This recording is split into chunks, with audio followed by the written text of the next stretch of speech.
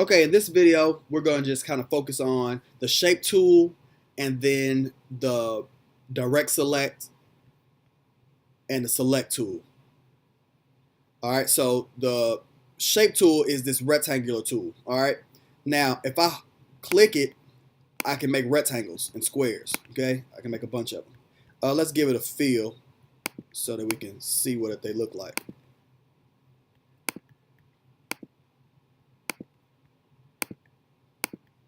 All right, so there's my fill tools. All right, so here's my shapes. I have this rectangle I've created.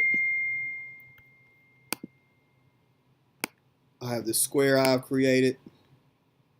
All right, and I can manipulate them.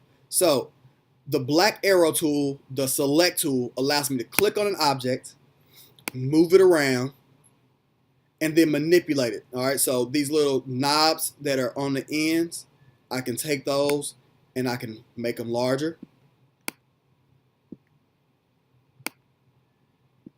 I can make it smaller. I can make it wider. All right, making it more of a square so I can manipulate those. Okay, so that's what the direct select does. I mean the select tool, that's the black arrow. The white arrow allows me to go into an object and manipulate the corners a little bit more, so it's a direct select. So see this little corner here? If I click it, I can now move just that corner without moving any of the other corners. Everything stays in its place, so I can kind of manipulate this using the white arrow tool. Okay. Now, once I start doing that, I can even take this and make parts curved. So this is how I do that. So this point, if I click on it, if I go up here, it says convert. So the first convert looks like an angle with a box right at the corner. The other one has like a curve with a box right in the center. So this is already an angle. If I want to make that into a curve, I just simply click that and it makes that corner a curve. Okay. Once you make it a curve, you see these two blue lines. These are called handles. I can click that handle and then I can manipulate the curve. I can make it longer. Okay. I can move it around and change the curve of it. So this is just other ways we can manipulate this object. Now, the top curve basically works the top curve. I mean, this top handle works the top curve. The bottom handle here works the bottom curve. And if you click off of it, you just kind of click back on it and all these will pop back up. So I want to make sure I'm on that actual handle. And see, the bottom curve now is what I can control. See, I can move that down.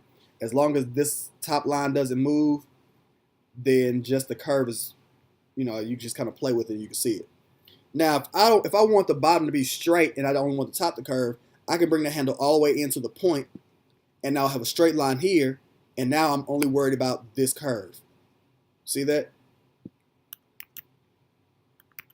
I can also bring this one in all the way into here and make that a straight line. And now I only have this one to worry about. So this only worries about this curve. And this one worries about the top curve. Okay?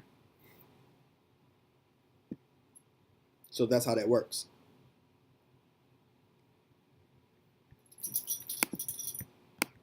Once I have that manipulated, I can go back to my black arrow tool and I can make it smaller. I can make it larger. Let's say I have this in a perfect shape that I want it. I don't want to make it skinnier or wider. I want it to stay exactly the way it is.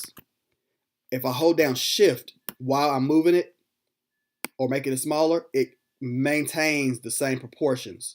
So you can't, like if I make a cartoon and I want to make it a smaller cartoon or a larger cartoon, I'll hold down shift when I'm making it bigger and it keeps everything in proportions. All right. That way it doesn't get like super skinny or super wide. I can't do it. If I'm holding down shift, it just maintains that. So no matter how I'm moving, it maintains that proportional shape. All right. So you hold down shift in order to do that. All right. That's the black arrow. It's called the select tool. The white arrow, the direct select tool. All right. And these, we just started with rectangles. So let me delete these rectangles. The shape tool also has other shapes. If you click and hold, you have a rectangle, you have a rounded rectangle, you have ellipse, which is good for circles. You have polygon, stars, and a flare tool. I usually just use the rectangular tool and the ellipse tool mostly. The other things, I mean, if you want a rounded corner rectangle that looks like this, and with the white arrow, you can actually change the curve. You know, see it has two little dots in there, so you can kind of mess with that a little bit.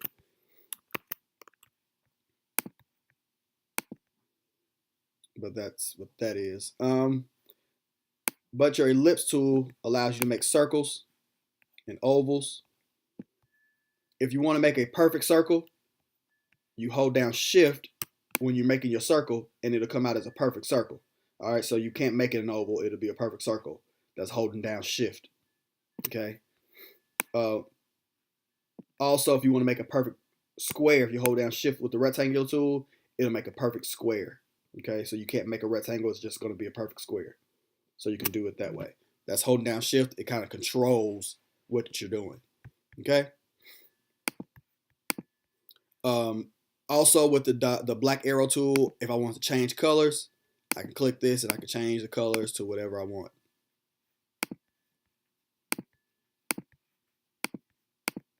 Okay, so that's the shape tool, the black arrow, and white arrow.